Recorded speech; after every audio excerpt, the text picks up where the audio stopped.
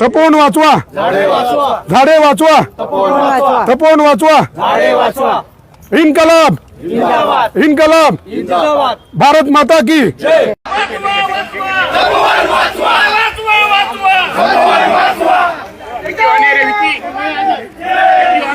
बघा या ठिकाणी महाराष्ट्र राज्याचे लाडके मुख्यमंत्री एकनाथ शिंदे साहेबांच्या शिवसेनेनं इथं वाचवा वाचवा तपोवन वाचवा म्हणत कुऱ्हाड आणि करवतीचं इथं दहन केलंय.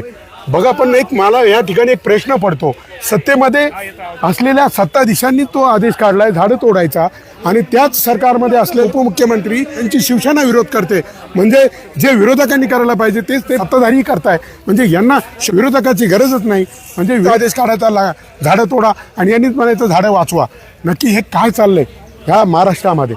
महाजनांनी इथं सांगितलं की ही झाडं तोडावीच लागतील आणि त्याच पक्षाचे लाडके मुख्यमंत्री म्हणतात त्यांचा पक्ष इथं रस्त्यावर आलाय की झाडं वाचवा, तपोवन वाचवा.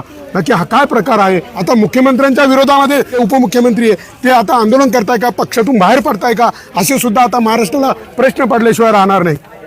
नक्कीच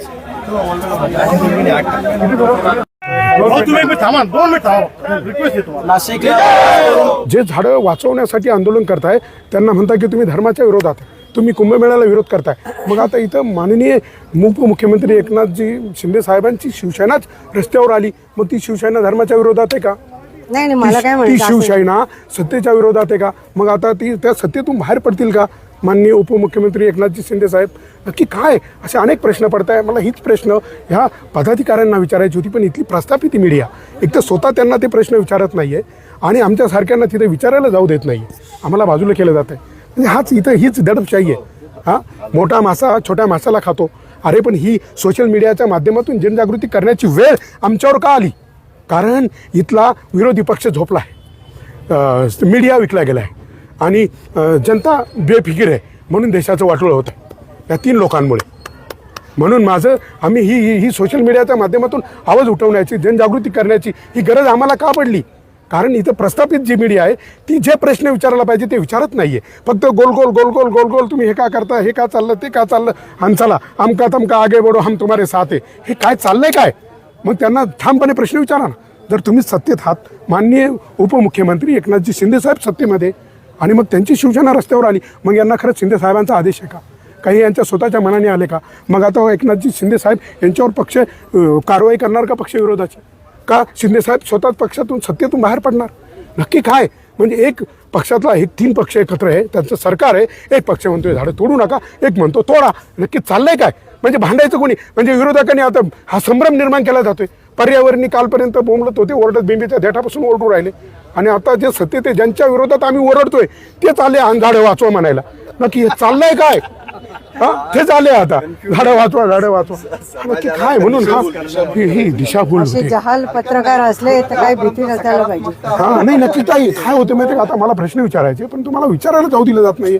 आणि जी मीडिया गोल नाही ती गोल गोल मीडिया नाही विचारू देते, बाजूला ढकललं जाते, नाही जी मीडिया ना प्रस्थापित. म्हणजे काय होतं, मी माझा जन्म का झाला, माझा ह्या मीडियाचा भूमिपुत्र फाउंडेशन मी का निर्माण केलं असेल? कारण प्रस्थापित मीडिया जे प्रश्न आम्ही बिंबीच्या देठापासून गोरगरिबांचे उचलतो ते मांडत नाहीये, दाखवत नाहीये. जे व्हिडिओ पाठवता म्हणता लागलीच नाही बातमी, आणि विरोधकाची म्हणजे त्याची बॅट घ्यायला लागेल, ते फोन नंबर घेतात, त्याचं नाव घेतात, नंतर काय न्याय मिळेल कसा? मग आम्हाला कसं का होईना बिंबीच्या देठापासून जनतेपर्यंत कळतं तरी. आता ही जी आई 9 महिने पोटात बाळ वाढवते, ते बाळ सुद्धा रडल्याशिवाय ती आई दूध पाजत नाही. मग आम्ही रडलं पाहिजे ना. हा आवाज जनतेपर्यंत ह्या जनतेचा जाईल कसा? म्हणून आम्हाला ही सोशल मीडियाचा जन्म झाला आहे आणि म्हणून तो आम्ही आमचा हक्क समजतो. परंतु इथे प्रस्थापित मीडिया आता यांना प्रश्न विचारायला पाहिजे, या पदाधिकाऱ्यांना, का तुम्ही माननीय उपमुख्यमंत्री एकनाथ शिंदे साहेबांच्या आदेशाने आलात का? जर नसाल आलात, तुम्हीच आला, मग तुमच्यावर ते पक्षविरोधी कारवाई करतील का? आणि जर त्यांच्या आदेशाने आलात तर ते उद्या उपमुख्यमंत्री पदाचा राजीनामा देऊन सत्तेतनं बाहेर पडाल का? कारण सत्ताधीश म्हणताय की झाडं तोडायची साधुग्रामसाठी, आणि विरोधी पक्ष तो तर मेलाच आहे. आपल्या देशामध्ये विरोधी पक्षच नाही. म्हणून ही सगळी वेळ आहे.